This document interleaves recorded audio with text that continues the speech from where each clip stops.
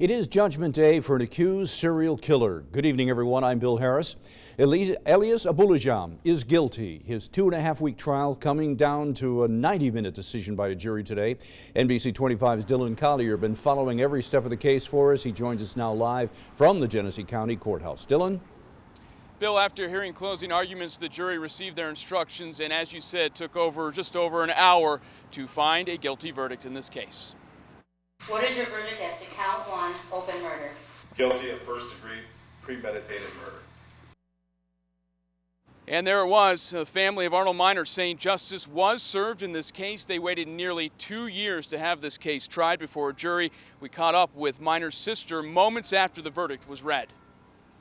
Said the devil was in him. He can go right straight to the devil. Yep. Genesee County Prosecutor David Leyton called more than 50 witnesses to the stand over the last 2.5 weeks, from U.S. Customs officials to eyewitnesses to the actual stabbings and even victims. Leyton talked about the pressure of this case.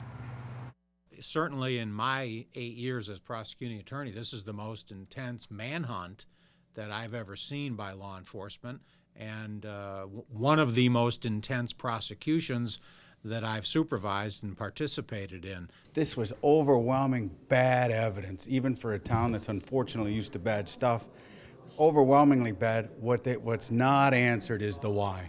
This kind of stuff doesn't happen. Am I saying the jury got it wrong? Not necessarily, but it's a hard issue to prove that there was insanity. So, you know, unfortunately it is what it is, but it was bad facts and tough facts.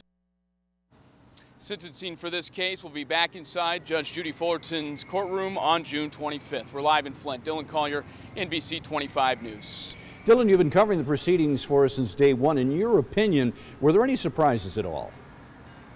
No, actually not, Bill. And Prosecutor Leyton said that in his post-trial press conference, that there's always surprises when a case goes to trial, but in this case, no surprises, pretty open and shut.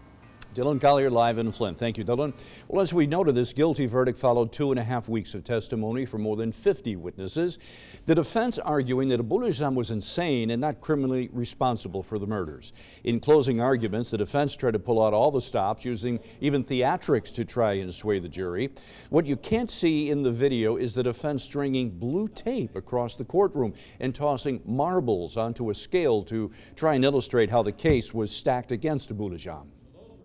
They can't just ignore symptoms of a major mental illness to further their position.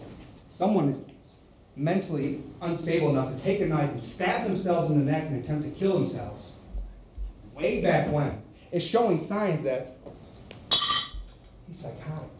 When you look at all these crimes and you look at the similar characteristics and you look at the goal-oriented focus of the person who did them, it leads to one thing, that it's planned, it's thought out of, it's premeditated. Prosecutor Leyton tells NBC 25 the DNA evidence in the Arnold Miner case was extremely strong, but officials also have DNA evidence against Abuelazam for 2 other murders. Prosecutor Leyton says he is still deciding whether to try those cases or to pursue plea deals. He says the families of those victims deserve justice too. In total, officials in 3 states have tied Abuelazam to 14 stabbing victims, 5 of whom died from the attacks.